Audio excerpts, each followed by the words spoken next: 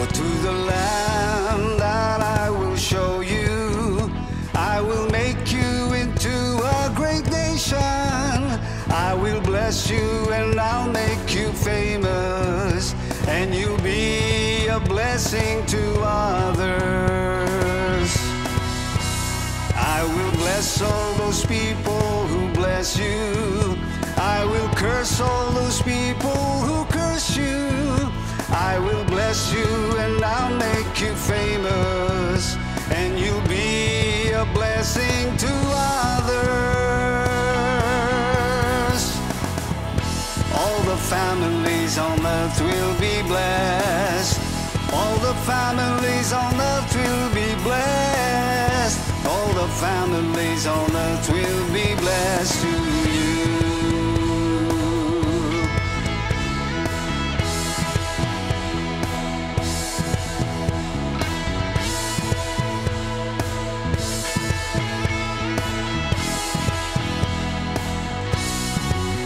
Go to the land that He will show you.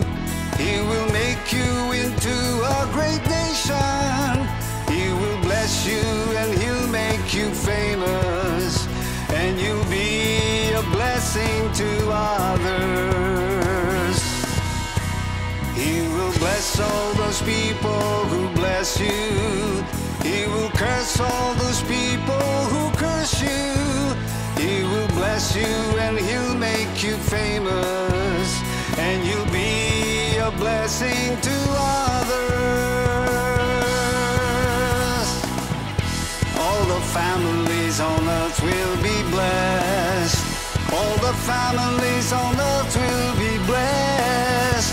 All the families on earth will be blessed through you. All the families on earth will be blessed. All the families on earth will be blessed. All the families on earth will be blessed through you. All the earth will sing and give you praise. All the nations will come and worship you. Every tribe and people will bless your name. Every knee will bow and every tongue confess that you are Lord. You are Lord. All the families on earth will be blessed. All the families on earth will be blessed. All the families on earth will be blessed through you. Oh, all the families on earth will be blessed. All the families on earth will be blessed. All the families on earth will be blessed through you.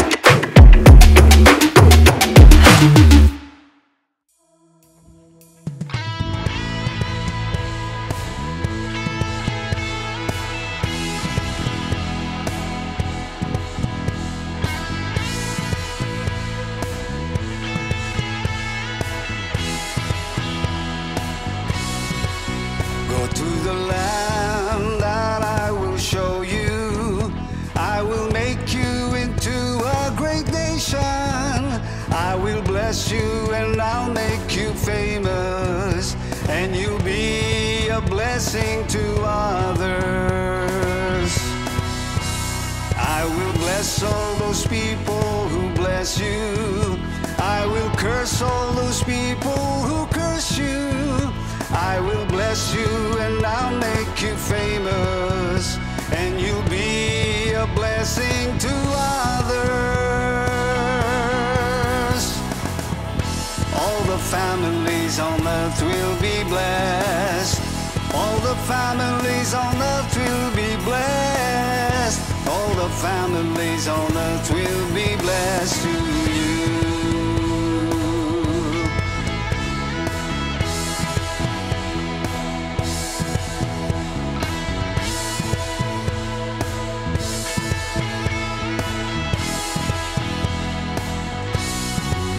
Go to the land that He will show you. He will make you into a great nation. He will bless you and He'll make you famous, and you'll be a blessing to others. He will bless all those people who bless you. He will curse all those people who curse you. He will bless you and He'll make you famous, and you'll be a blessing to others. All the families on earth will be blessed. All the families on earth will be blessed. All the families on earth will be blessed through you. All the families on earth will be blessed.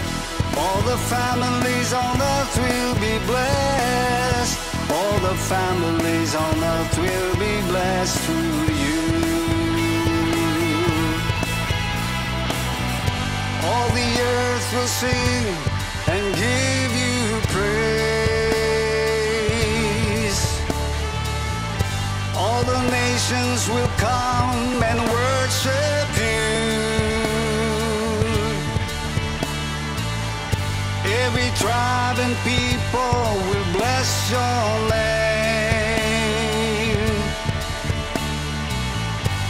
Every knee will bow and every tongue confess that you are Lord.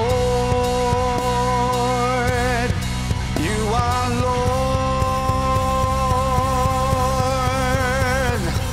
All the families on earth will be blessed. All the families on earth will be blessed. All the families on earth will be blessed through you. Oh, all the families on earth will be blessed. All the families on earth will be blessed. All the families on earth will be blessed through you.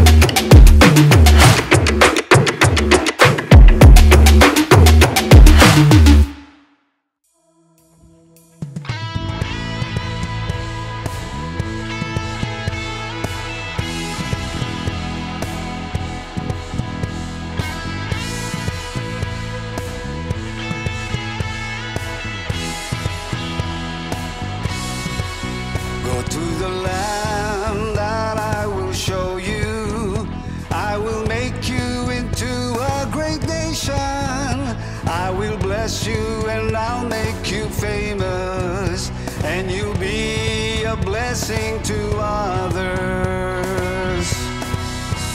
I will bless all those people who bless you. I will curse all those people who curse you. I will bless you and I'll make you famous, and you'll be a blessing to others.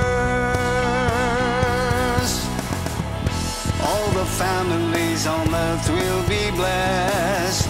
All the families on earth will be blessed. All the families on earth will be blessed to you.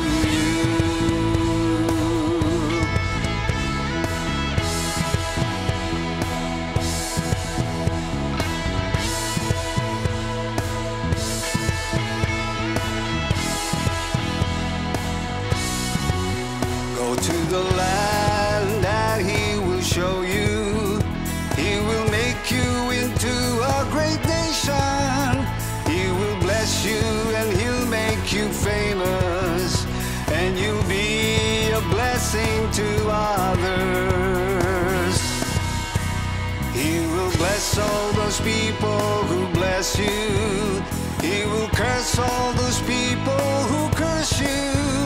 He will bless you and He'll make you famous, and you'll be a blessing to others. All the families on earth will be blessed. All the families on earth will be blessed. All the families on earth will be blessed through you. All the families on earth will be blessed. All the families on earth will be blessed. All the families on earth will be blessed through you. All the earth will sing and give you praise. All the nations will come and worship you. Every tribe and people will bless your name.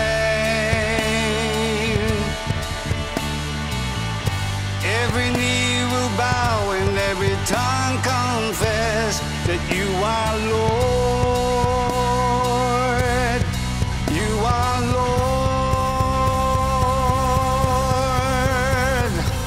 All the families on earth will be blessed.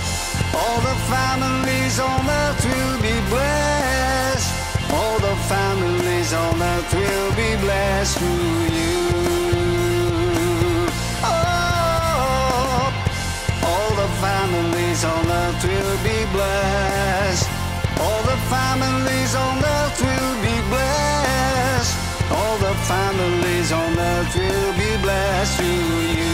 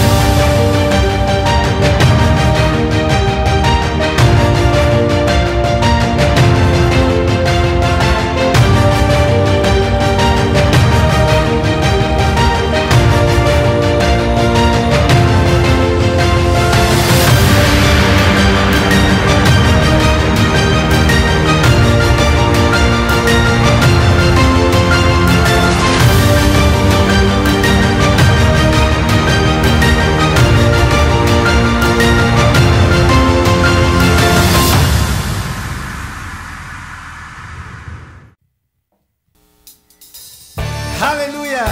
Sama-sama nating awitan ng Panginoon. Purihin siya. Hallelujah!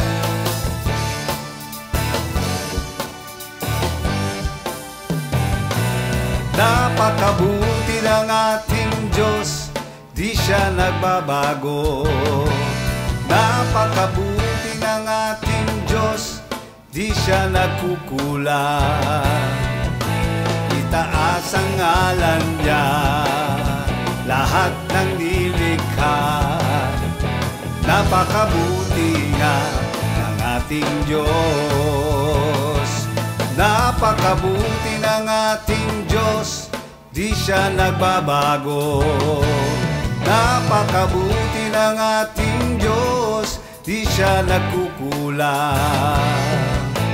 Itaas ang ngalan niya, lahat ng nilikha. Napakabuti nga ng ating Diyos. Ang nais ko'y magpasalamat sa ating Diyos. Ang nais ko ay magpuri, itaas ang ngalan ni Jesus.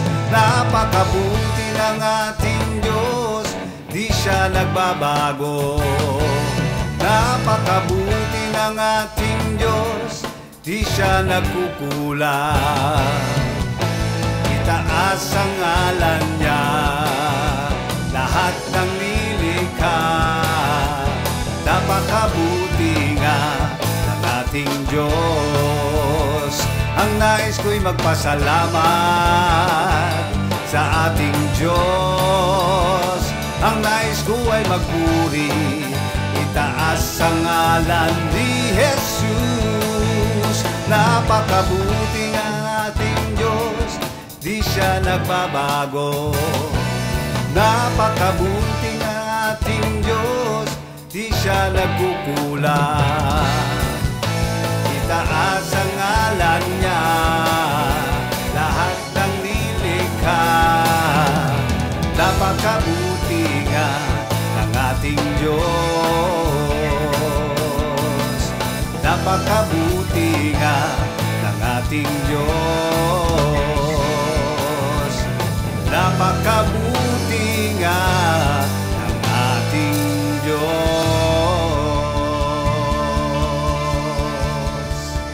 Napakabuti mo, Panginoon. Hallelujah! Purihin ka. Hallelujah!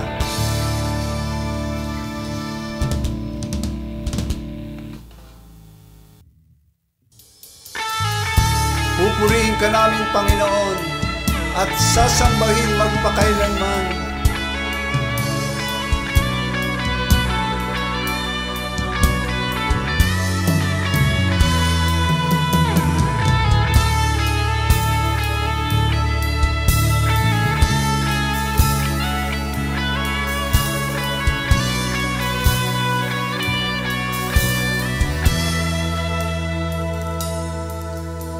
Walang hanggan katapatan sa buhay ko'y lagi mong laan. Narito dahil sa biyaya mo, habang buhay magpupuri sa iyo. Walang hanggang katapatan sa buhay ko'y lagi mong laan. Narito dahil sa biyaya mo, habang buhay magpupuri sa iyo. Pupurihin ka sa awit, itataas ang aking tinig. Itatanghal sa buhay ko'y tanging ikaw, O Diyos. Higit pa sa kalangitan ang iyong kalwalhatian, dakilang mo'y di mapapantayan. walang hanggan, katapatan sa buhay ko'y lagi mong laan. Narito dahil sa biyaya mo, habang buhay magpupuri sa iyo.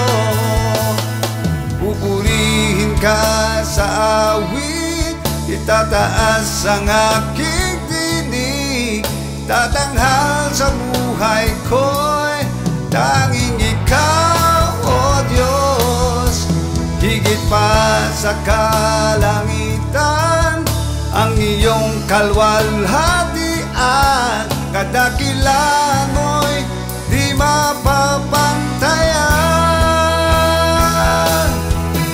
Pupurihin ka sa awit, itataas ang aking tinig, tatanghal sa buhay ko'y tanging ikaw, O Diyos. Higit pa sa kalangitan, ang iyong kalwalhatian, kadakilan mo'y di mapapantayan. Jesus, sa'yo ang kapurihan, kalwalhatian ngayon at magpakailanman. Jesus, sa'yo ang karangalan, kapangyarihan ngayon at magpakailanman. Jesus, sa'yo ang kapurihan, kalwalhatian ngayon at magpakailanman. Oh, Jesus, sa'yo ang karangalan, kapangyarihan ngayon at magpakailanman.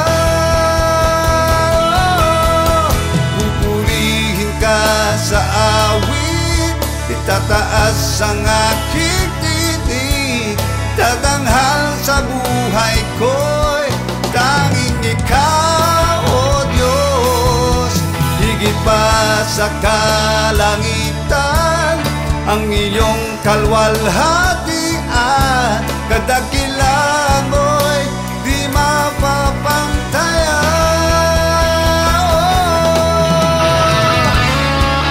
Purihin ka, Panginoon, luwalhati ang iyong pangalan, Jesus, dakila ka.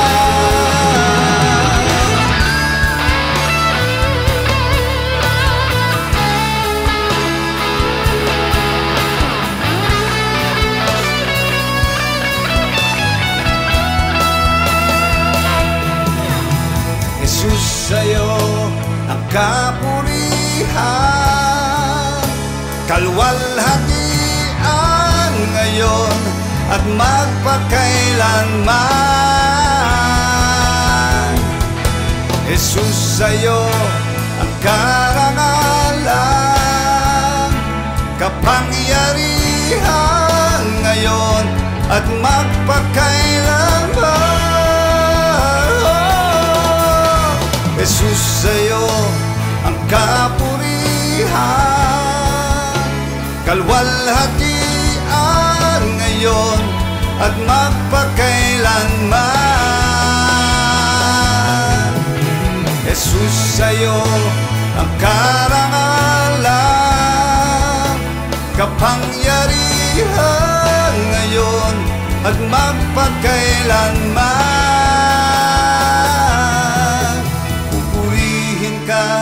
Sa awit, tataas ang aking tinig, tatanghal sa buhay ko'y tanging ikaw, O Diyos.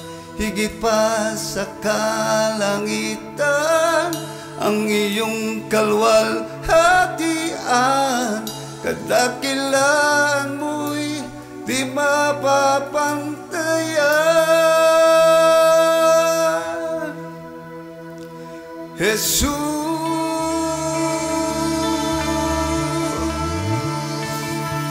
oh Jesus, dakila ka.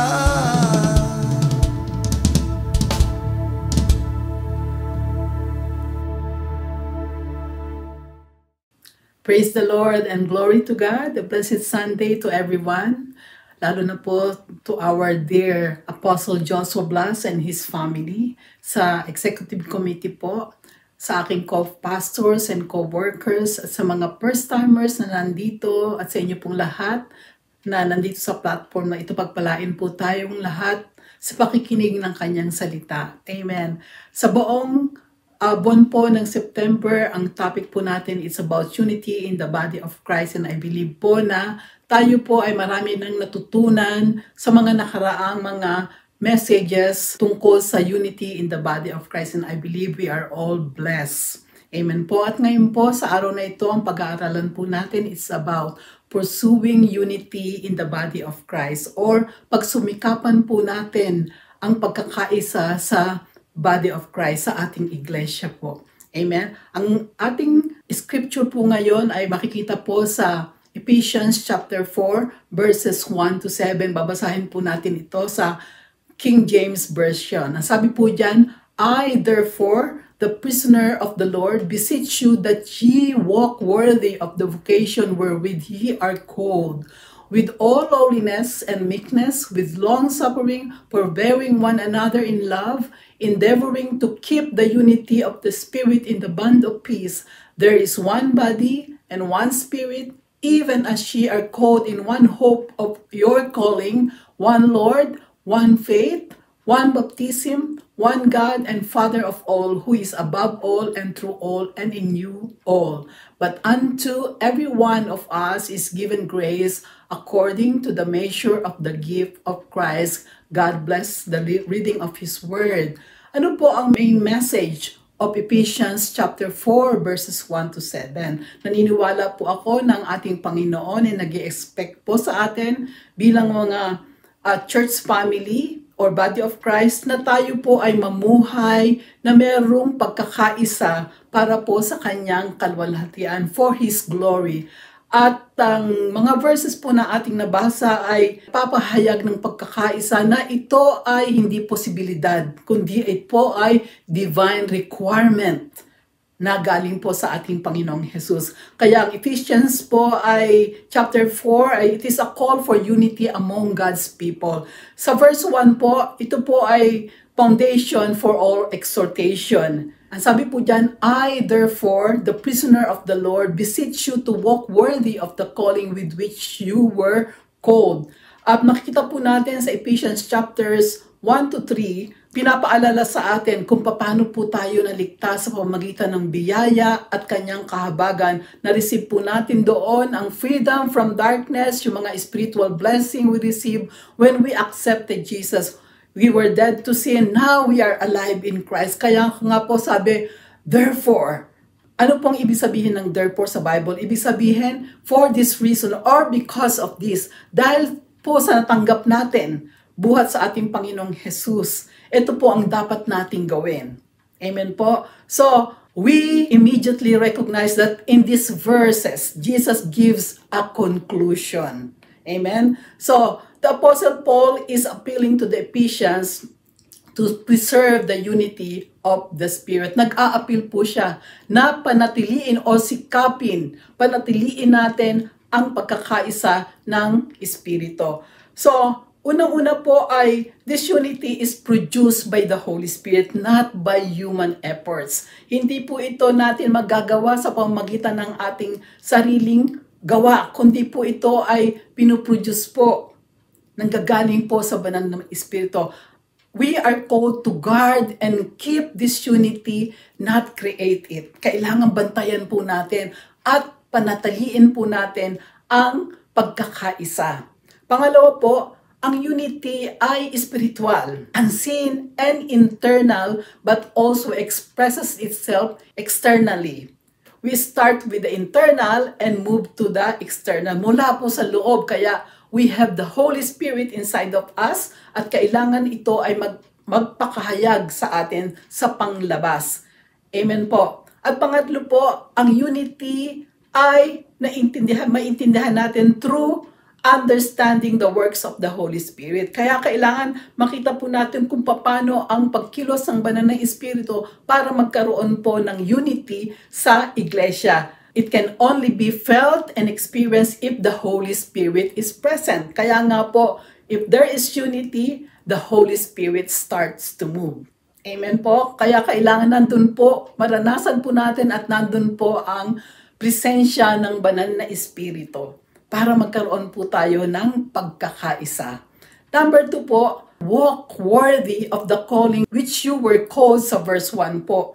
No? Sabi po doon, understanding who we are is the foundation of this worthy walk. Kailangan makita po natin o maintindihan po natin kung ano po tayo. Ito po ang pundasyon kung paano tayo mamumuhay ng merong pagkakaisa bilang mga anak ng ating Panginoong Jesus. When we really understand how much God did for us, ano po ang natural na mangyayari po sa atin? Pagka alam po natin at naunawaan natin kung ano ang ginawa ng ating Panginoon sa atin, maglilingkod po tayo at susunod po tayo sa Kanya. Out of gratitude.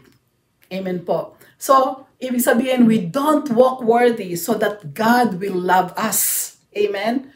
Sapagkat minahal na po tayo ng Panginoon. Dapat po ang ating pagsunod o paglilingkod sa Kanya ay motivated po out of gratitude, not out of a desire to earn merit. Amen po. Dapat ito po ay bunga na ng ating paglilingkod sa Kanyang ating pasasalamat sa nagawa niyang pagliligtas po sa atin. So number 3 po mga kapatid, the character of a worthy walk. Sa verse 2 po, ang sabi po dyan, with all lowliness and meekness, with long-suffering, forbearing one another in love. Amen? Ito po yung character na dapat makita po sa atin para maging karapat-dapat ang ating paglakad para sa ating Panginoong Jesus. Para makita po ang pagkakaisa sa body of Christ, sa atin po na Kanyang mga anak. With all lowliness and meekness, with long-suffering, forbearing one another in love. Ano po ang ating dapat na gawin? Our duty is to make every effort, to endeavor, to pursue, to keep the unity of in the band of peace. Ano po ibig sabihin ng endeavor? Ibig sabihin doon, to hasten to do something. No? Magsumikap or maging diligent po tayo. To keep means to guard. Bantayan po natin mga kapatid para ma-preserve or sikapin nating mapanatili ang pagkakaisa. Yan po ang ating duty. So, katulad po ng sinabi natin kanina mga kapatid, we do not create it. God never commands us to create unity among believers. Hindi po niya inutos sa atin ito. Ngunit ito po ay created by His Spirit. Ang ating pong duty is to recognize it and keep it. Na makita po natin ito, ma-recognize po natin ito, ma-acknowledge natin, at mapanatili po natin. So, paano natin mapapanatili ang pagkakaisa? We keep this unity through humility, meekness, long-suffering, forbearance, and love. At ito po ay nagdi-describe ng ating disposition at ang ating mga relasyon sa iba nating mga kapatiran. So, tignan po natin kung anong ibig sabihin dito ng ating mga karakter na makikita dapat sa atin para tayo po ay magkaroon ng unity. Number 1 po ang sabi dyan, humility means having a humble opinion of oneself. Of course, this is the opposite of pride. Amen po? So, lowliness or humility. Sa Philippians chapter 2 verses 1 to 4, sa NIV po, ang sabi po dyan, therefore, if you have any encouragement from being united with Christ, if any comfort from His love, if any common sharing in the Spirit, if any tenderness and compassion, then make my joy complete by being like-minded, having the same love, being one in spirit and of one mind. Do nothing out of selfish ambition, or vain conceit. Rather, in humility, value others above yourselves, not looking to your own interests, but each of you to the interests of the others. So, ano ibig sabihin po? Kailangan i-value po natin ang iba ng higit kesa sa atin. Titignan po natin yung interest muna ng iba kesa sa ating sarili. Amen po, yan po ang ibig sabihin ng humility. Pangalawa po, sabi doon, meekness, pagkamaamo. Amen? It means inner gentleness and mildness compatible with strength. Ang isa pong magandang halimbawa dyan ng ating Panginoong Jesus, napaka-meek po niya. Amen? Napakaamo, ngunit punong-puno po ng kalakasan. Amen po ba? So, pangatlo po ay long-suffering means patiently enduring offense or hardship. Parang mahirap po ito, no? Pagka kailangan mong magtiis. Amen? So, meron pong isang preacher or public speaker na si John Chrysostom. Dinefine niya po ang long-suffering as the spirit that has the power to take revenge but never does. It is characteristic of a forgiving, generous heart. Ito daw po yung meron kang lakas, may kapangyarihan ka para gumanti, to take revenge, pero hindi mo to ginagawa. Yun po ang ibig niyang sabihin ng long-suffering. Kailangan po natin ito mga kapatid, sapagkat may mga panahon na mayroong mga bagay na hindi po natin maiiwasan, na ito po ay dumarating sa mga anak ng Diyos, sa pamilya ng Diyos, na ito ay maaaring maging against sa purpose ng Panginoon, na sa lahat ng gusto ni Lord, ng ating Panginoong Jesus, para tayo ay magkaroon ng unity together. So, minsan po hindi po natin ma-avoid, no? May mga bagay na nangyayari sa loob ng iglesia, no? Disagreement at kung ano pa man. At ito po ay magwawasak kung ano po ang purpose ng Panginoon sa body of Christ. Kaya dapat po tayo maging maingat mga kapatid. Number 4, forbearance. It means holding back from retaliation or passion. Ibig sabihin, talagang i-withhold mo, mag-hold back ka sa mga paghihiganti. Yan po ay dapat makita po sa atin bilang isa sa mga character para po maiwasan ang hindi pagkakaunawaan o pagwasak ng pagkakaisa. At pinakahuli sa lahat, ang nakita ko na pinaka-importante, love means seeking the other's good. Unity through love. So, ang Panginoon po, nagbigay po sa atin ng pag-ibig. So, we give from what we're given. Sa Colossians chapter 3, verses 12 to 14, ang sabi po dyan mga kapatid, therefore, as God's chosen people, holy and dearly loved, clothe yourselves with compassion, kindness, humility, gentleness, and patience. Bear with each other and forgive one another. If any of you has a grievance against someone, forgive as the Lord forgave you. And over these virtues, put on love, which binds them all together in perfect unity. Sabi po dyan, over all these virtues, put on love. Amen? Para magkaroon ng pagkakaisa. Amen? Which binds them all together in perfect unity para magkaroon po ng tunay na pagkakaisa. Sa 2 Corinthians chapter 13 verse 11, finally, brothers and sisters, rejoice, strive for full restoration, encourage one another, be of one mind, live in peace, and the God of love and peace will be with you. So ano po yung mga challenges in maintaining unity? Ano po yung mga challenges na maaari nating maranasan para ma-maintain po natin ang unity? Ito po yung how to deal with conflicts and disagreements. Amen? Yung pong conflict po at saka disagreements within the body of Christ ay hindi po natin to maiwasan. Nangyayari po ito. Pero ay dapat po natin to i-address in a manner na nagpo-promote po ng unity and reconciliation. Dapat alam po natin itong i-address bilang mga anak ng ating Panginoon ng Jesus. Anyway, we have the Holy Spirit. So the Holy Spirit will guide us what to do. Kung meron po mga conflict and disagreement po inside the church. Amen? So, ma-approach po natin to, yung mga conflict na yan, katulad ng sinabi po natin kanina, with humility. Napakahalaga po nito. Seeking to understand the other person's perspective. May iba-iba po tayong mga pananaw, mga kapatid. At kailangan po mag-strive po tayo. Sikapin po natin na ma-preserve ang unity sa body of Christ sa ating iglesia.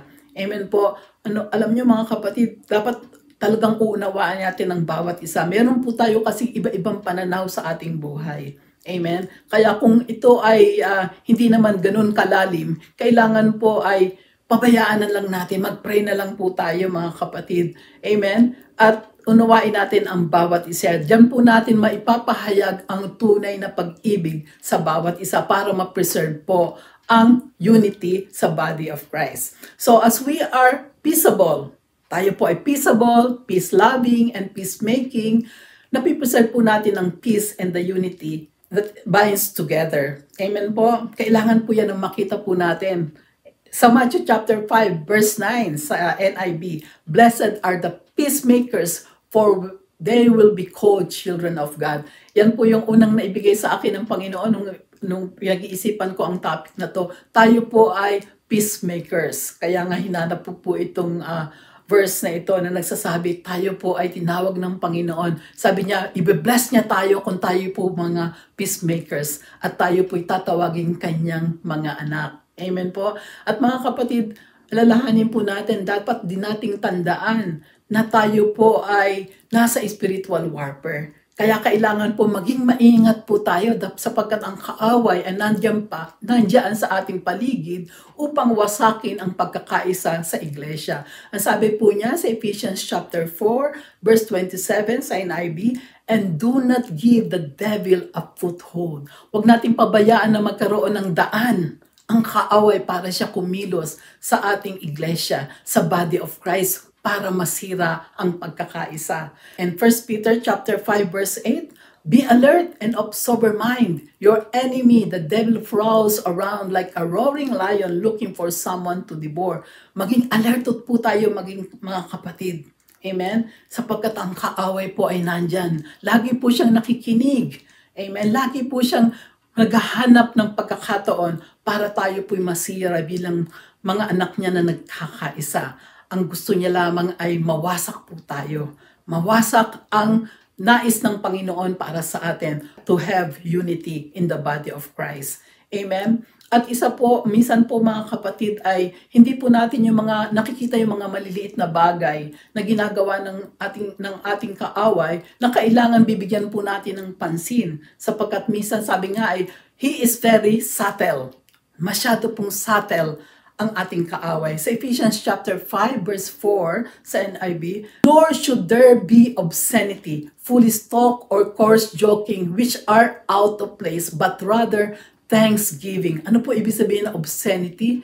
Yung offensive, extremely offensive word or expression. Dapat maingat po tayo mga kapatid sapagkat ang kaaway, pagka minsan nakaka-offend po tayo sa ating mga pananalita. At ito po ay magiging dahilan para mawasak ang pagkakaisa. Yung mga foolish talk, mga walang kabuluhang mga salita o yung mga pagbibiro na nakakasakit. Ito po ay maaring gamitin ng kaaway upang mawasak ang pagkakaisa. Kaya yung iba po sasabihin na lang nila, aalis na lang ako, nasaktan ako. Kaya po mga kapatid, ingatan po natin kung ano yung mga sinasabi po natin na maaaring maging daan para pumapahamak o masaktan ng ating mga kapatiran at ito mawasak ang ating pag-iibigan, ang pagkakaisa. Amen po. In Romans chapter 14 verse 13 sa NIV, therefore, let us stop passing judgment on one another. Instead, make up your mind not to put any stumbling block or obstacle in the way of a brother or a sister.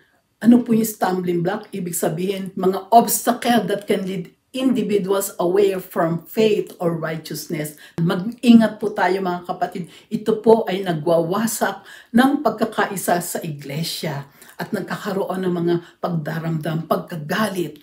Amen? Nagkakaroon, nagbubunga ng mga bitter heart. Amen? So kailangan mag-ingat po tayo even passing judgment on one another. At salamat sa Panginoon mga kapatid, tayo po ay pinagkatiwalaan ng Panginoon ng isang ministeryo na kailangan po natin, which is the ministry of reconciliation. Amen? Sabi po sa 2 Corinthians chapters 5 verses 17 to 21, therefore, if anyone is in Christ, the new creation has come, the old has gone, the new is here. All this is from God, who reconciled us to himself through Christ and gave us the ministry of reconciliation. Glory to God. Amen po. Binigyan po tayo ng Panginoon ng ministry of reconciliation. Hindi lang po ito regarding sa mga tayo po i-reconcile po natin yung mga unbeliever sa ating Panginoon, kundi tayo po ay may ministry of reconciliation sa ating mga kapatiran kung nagkakaroon man ito ng mga hindi pagkakaunawaan. Dapat mayroon po tayong ganitong mga spirit. Amen? That we want to always to reconcile yung mga hindi magandang mga pagkakaunawaan sa ating pong iglesia. Amen po. So, confident po tayo mga kapatid na ang unity ay makikita lamang sa ating Panginoong Jesus by the Spirit of God. Amen. We cannot create it, but it's only found in Christ Jesus through His Spirit. Amen. Sabi po ni Charles Spurgeon, we want unity in the truth of God through the Spirit of God. This let us seek after. Let us live near to Christ, for this is the best way of promoting unity. Divisions in churches never begin with those full of love to the Savior. Wala pong puwang ang division. Amen? Kung ang ating pong pag-ibig ay nakatuon po sa ating Panginoon. Amen po? Amen? Gusto po natin ng tunay na pagkakaisa. At ito po'y manggagaling sa katotohanan through the Holy Spirit, through the Spirit of God. Kaya ito dapat po ang ating hanapin. Amen? Maging disciple natin to live near to God. Amen? Ito po ang pinaka-best way para mag-promote po ang unity dahil po sa pag-ibig natin sa ating Panginoong Jesus. Amen po. At number 6 po, the description of the unity of the church. Ano po ang description? Ano po ang dapat makita sa atin na para makita ang unity sa iglesia? Sabi po dyan sa verses 4 to 6, there is one body and one spirit, just as you were called in one hope of your calling, one Lord, one faith, one baptism, one God and Father of all, who is above all and through all and in all. Sabi dyan, there is one body and the Spirit. So ibig sabihin, we have unity because of what we share in common. Amen? So, in Jesus, we share one body, one Spirit, one hope of our calling, one Lord, one faith, one baptism, and one Father. So, ibig sabihin, each of these common areas is greater than any potential difference. Mas greater po, amen, na tayo iisa sa katawan ni Kristo. Greater pa sa ating mga potentials, yung mga differences po natin. Amen? Mas greater yung meron po tayong iisang espiritu kesa sa ating mga differences or yung mga potentials po natin. We have one hope of our calling. Mas higit po ito kaysa doon sa pagkakaiba-iba po natin ng ating mga pinanggalingan, pagkakaiba-iba ng ating ng mga gift na binigay sa atin ng ating Panginoon. Ano bang mga differences po natin? Mas higit po yung espiritu na nasa atin. Iisang katawan kay Kristo. Amen po. At number 7 po, sabi dyan, but to each one of us, grace has been given as Christ apportioned it. Katulad po yan ng spiritual gift na binigay po sa atin. God has given us grace para magawa po natin yung mga giftings na binigay po sa atin ng ating Panginoong Jesus, ang mga spiritual gifts natin. Ganon din po, ang grace po ng Panginoon ay sapat po sa atin para magampanan po natin ang mga character natin upang character na dapat ipakita natin bilang mga anak ng Lord para mapanatili po natin ang pagkakaisa sa ating iglesia. Amen po. Ang grasya po ni Lord ay nasa atin. Makaya po natin itong gawin sapagkat nandyan po ang Holy Spirit, nandyan po ang grasya niya para ito po ay magampanan po natin. Amen. Nandyan po natutulong ang ating Panginoon Jesus para mapanatili po natin ang pagkakaisa sa ating kalagitnaan at lalo na ang pag-ibig sa bawat isa. Sabi nga kanina ng sinabi ni Charles Spurgeon na pag ang ating pag-ibig sa Panginoon ay nandyan, wala pong puwang ang division sa ating iglesia sapagkat nangunguna po ang pag-ibig natin sa ating Panginoon. Amen? So, we all have grace given to us. Amen? Lahat po tayo ay nakatanggap nito. Amen? So, in conclusion po mga kapatid, the unity in the body of Christ ay significance for several reasons. Ito po ay napakahalaga sa maraming mga kadahilanan. Unang-una po mga kapatid, unity reflects the nature of God. Amen. Who is one and desires His people to be united. Remember po ang kanyang panalangin that we may be one as they are one, the Father, His Son, and the Holy Spirit. Iisa po sila. Amen? Kaya yan po yung prayer niya sa atin. So, it reflects the nature of God. Amen? Yung unity po. Number 2, unity also strengthens the witness of the church of the world. Amen? Pag nakita po nila na tayo mo po may pagkakaisa, ito po ay napakagandang example ng testimony natin bilang mga anak ng Diyos. Kaya nga, masasabi po na tayo po yung mga disipulo ng ating Panginoong Jesus kung nakikita ang pag-iibigan sa atin, kung nakikita ang unity po sa atin. Amen po? Kaya dapat po ito po ay i-demonstrate po natin that through unity, it demonstrates transforming power of the gospel. Amen. Number 3, unity fosters an environment of love, support, and encouragement, enhancing the spiritual growth and well-being of believers. Ibig sabihin, pag may unity, mga kapatid, maganda po ang environment. Nandun po yung atmosphere ng pag-iibig, pagsusuportahan sa bawat isa, at pag-iinganyo, encouragement. At sa pamamagitan din po nito ay mapapalawak po ang ating mga spiritual growth. At bawat isa po sa atin ay lalago sapagkat nakikita po ang pagkakaisa, nakikita ang pag-iibigan, nakikita po doon ang pagsusupport sa bawat isa. Ganyan po yun ang nangyayari sa Acts chapter 2, di po ba?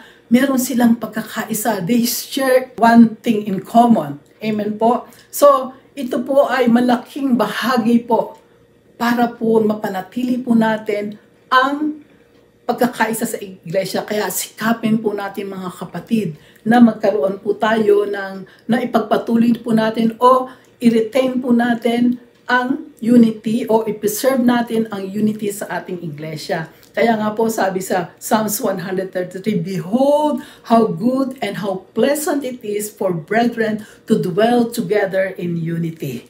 Amen? How good and how pleasant. Napakaganda po mga kapatid kung tayo po ay nagkakaisa bilang mga kapatid sa ating Panginoong Jesus. Pag nangyari po yan mga kapatid, ang sabi po doon, the Lord will command the blessing, life forevermore. Amen? Hindi lang as a church, kundi sa bawat individual. Ang magkukumand ang Panginoon to pour out His blessing to all of us. Kaya mga kapatid, sikapin po natin na mapanatili ang pagkakaisa sa ating iglesia. Amen? Sapagkat ito po ang nais ng Panginoon. At makikita po natin, pag nandyan ang unity, ang Holy Spirit po ay kikilos po sa atin. Ang Holy Spirit ay magpapakahayag. Even there will be signs and wonders sa ating kalagitnaan. Pag-iisa po tayo ng ating pag-iisip. Amen? Iisang pananampalataya, iisang Diyos na ating sinasamba, iisang Panginoon. Nag-iibigan po tayo, nagsusuportahan po tayo. Kung ano man ang kakulangan ng isa, ay dinadagdagan po natin. Amen? Tayo po ay nagiging tulong sa bawat isa.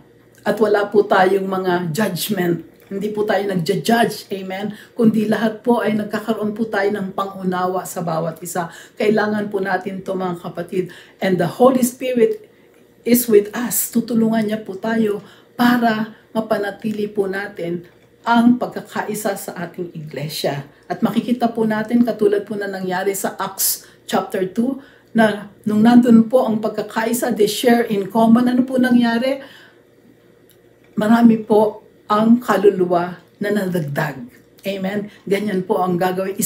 gagawin ng ating Panginoon at isa po yan sa blessing niya. Amen po. So napakasaya po kung tayo po'y nagkakaisa, walang alitan, amen, walang inggitan, walang selosan, kundi lahat po tayo ay nagbibigayan. Nagkakaisa sa pag-ibig po sa ating Panginoon. So mga kapatid, let us pursue, amen, in the unity in the body of Christ in our church. And makita po natin how God will work in our midst. Purihin po ang Panginoon mga kapatid, na I-pray na ang pagkakaisa ay makita po sa ating iglesia sa Joshua generation. God bless po in the name of Jesus. Manalangin po tayo mga kapatid, at let us seal out this lesson, pursuing the unity in the body of Christ through the blood of Jesus, through the power of the Holy Spirit.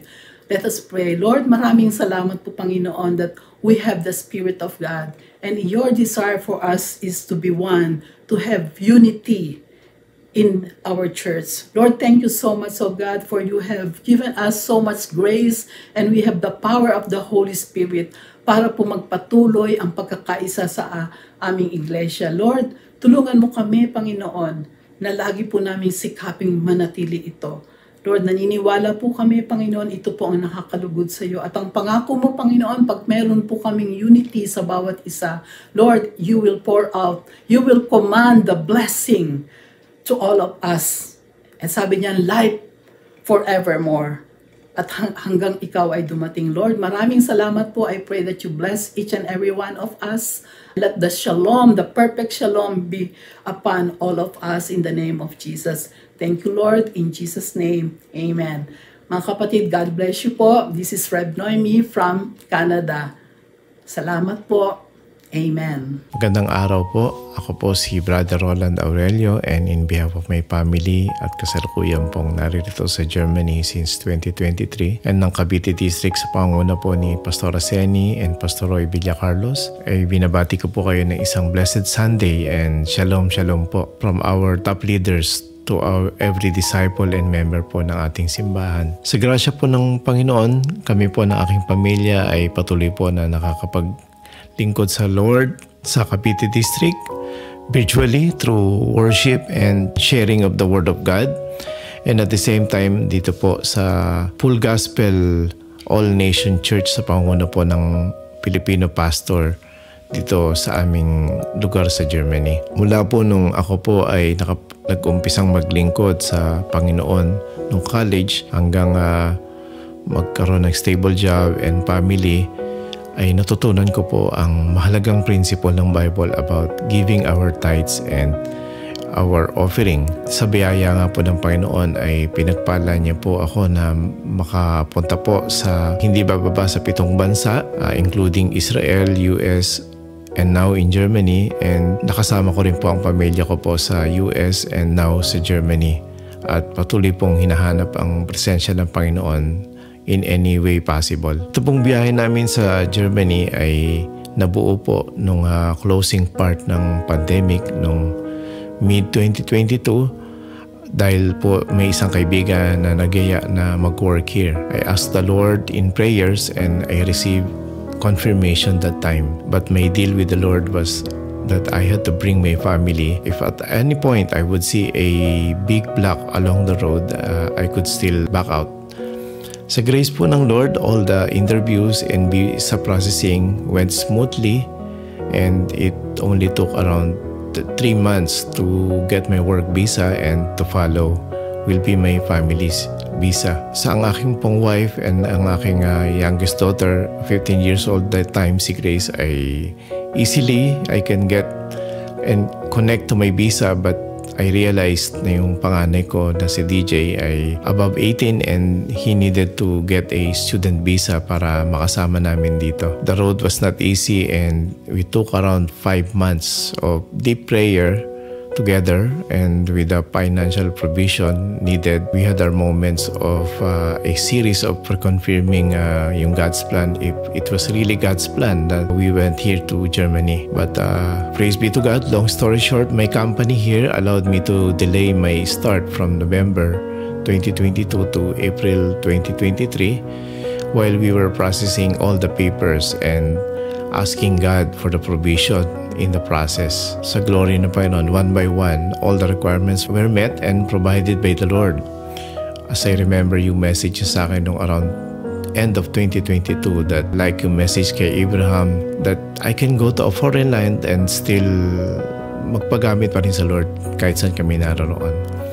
At the end of March, tatlo ay nauna with my wife and Grace because DJ had to process pa rin yung visa and wait. But we was able to follow 1 month after by the grace of God. Purihin po ang Panginoon. In conclusion po, sa kasalukuyan po ay patuloy namin pinaglilingkuran ang Panginoon dito sa Germany at nagpapagamit nga po sa simbahan, sa worship din po and ministering the word sa awa po ng Diyos. And DJ and Grace ay nagpapatuloy sa kanilang pag-aaral. And in fact, next year ay sa awa ng Diyos makakagraduate na po si DJ ng Business Management sa isang university dito sa Germany, while si Grace ay kinocomplete yung requirements ng senior high school in Deutsch or German as equivalent ng senior natin sa Pilipinas. Naniniwala ako na if we will remain faithful sa ating pagbibigay at paglilingkod sa Lord, God can do more than we could ever imagine while doing His work saan man tayo naroon. Pagpalain po tayo ng Panginoon at purihin po ang Panginoon. Hallelujah. God bless po. Receive this blessing. May the Lord bless you and keep you. May the Lord make His face shine upon you and be gracious to you. May the Lord lift His countenance over you and give His peace. Shalom and God bless.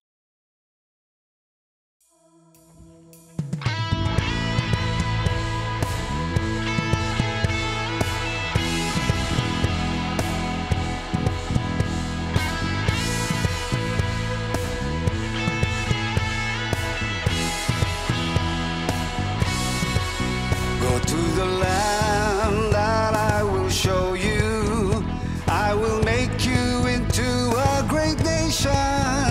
I will bless you and I'll make you famous, and you'll be a blessing to others. I will bless all those people who bless you. I will curse all those people who curse you. I will bless you and I'll make you famous, and you'll be a blessing to others.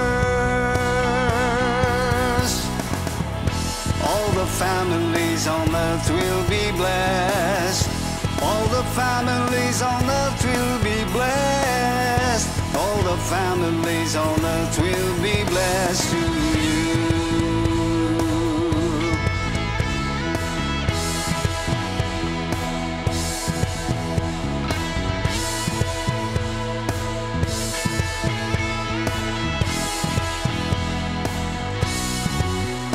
To the land that He will show you, He will make you into a great nation.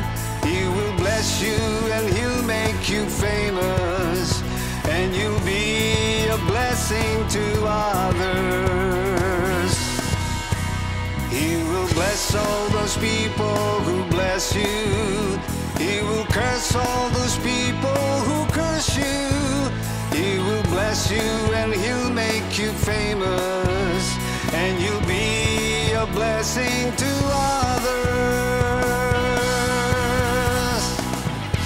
All the families on earth will be blessed. All the families on earth will be blessed. All the families on earth will be blessed to you. All the families on earth will be blessed. All the families on earth will be blessed. All the families on earth will be blessed through you. All the earth will sing and give you praise. All the nations will come and worship you. Every tribe and people will bless your name. Every knee will bow and every tongue confess that you are Lord.